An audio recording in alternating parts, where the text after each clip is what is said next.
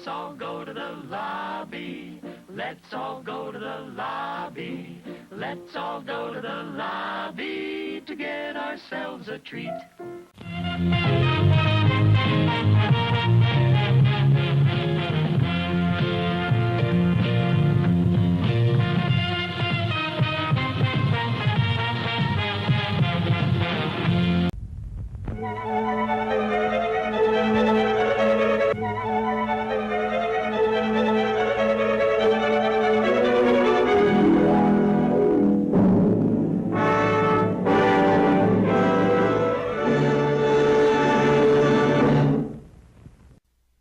Hello, and welcome to my review for the new Peter Jackson film, District 9, directed by Neil Blomkamp and starring Sharlto Copley. First things first, I knew from the offset that this film, with a budget of a paltry $30 million, was going to make back every dime on its first weekend in box offices. First of all, the fact that Peter Jackson produced it was sure to bring in the legions of Jackson fans out there. Second, the film had a very interesting and original premise shown to the public in what has to be one of the better advertisement campaigns for a film that has been done in the past few years. When's the last time you saw a movie about a group of aliens that settled their spaceship over Johannesburg, South Africa? I mean, the advertisement campaign was so clever. It showed interrogations of some of the alien beings, asking them why they were there and why they wouldn't leave. This set the stage and made the film seem even more, well, alien to all the viewers, which just made it all the more intriguing. As a result of all of this, I'm pleased to report that District 9 did in fact make all that money back and more in only its first weekend in theaters. When I went to see it, the theater was packed and there was buzz about the film because unlike most films nowadays, this one looked to be an original and intriguing new concept. On that front, the film did not disappoint. While the story does borrow a lot of ideas from other long-established films, it's done in a respectable manner which pays homage rather than just blatantly stealing ideas. The most amazing thing about the film is the composition, which almost splits the story into two acts. In the first act, the story dehumanizes the aliens to give us an idea of how they are perceived by the majority of the people in Johannesburg.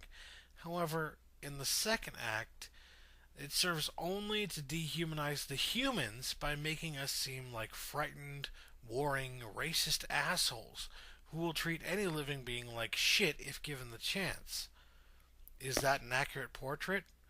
Well, it sure can be sometimes, and the way things unfold in the story are sometimes a frighteningly realistic possibility.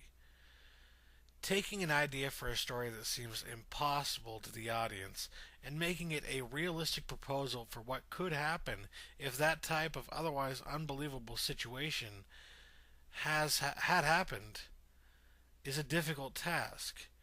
And that process in this film is absolutely immaculate. This is a smart science fiction film, and those don't come around very often anymore.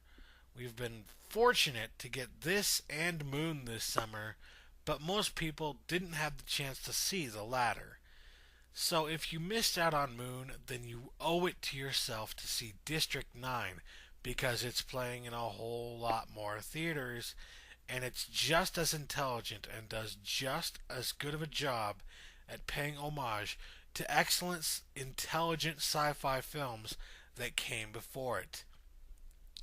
It's crazy to think that possibly the two best films of the summer were made with a total combined budget of only $35 million.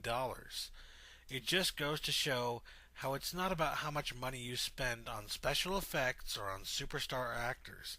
It's about the proper execution of the story, the direction, the production, and everything else. In fact, in terms of special effects, I'd have to say most of the stuff in District 9 was actually way better than what we saw in Transformers: Revenge of the Fallen. To close out this review, I just want to say that I feel I'd be doing an injustice if I didn't tell you about the end of the film. I'm not going to spoil anything, don't get me wrong. I'm just going to tell you that it's probably one of the more gratifying endings I've ever seen in any film whatsoever.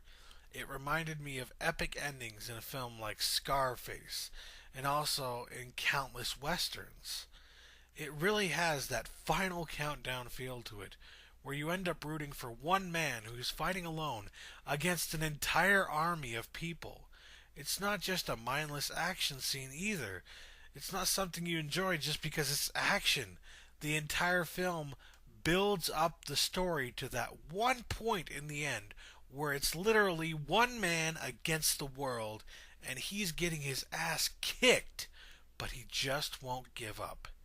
In the beginning, you really despise this guy, but by the end, you're just saying, "Get up! Come on, man, you can do it!" I mean, the best part about the movie, though, is that with such a gratifying ending, it also manages to be incredibly open-ended, meaning there are great possibilities for a sequel to this film. And being that the ending is so exciting and downright riveting, I'm sure I'm not the only one out there who really wants to see this become a franchise, if it's at all possible. Everyone involved with this project did an amazing job.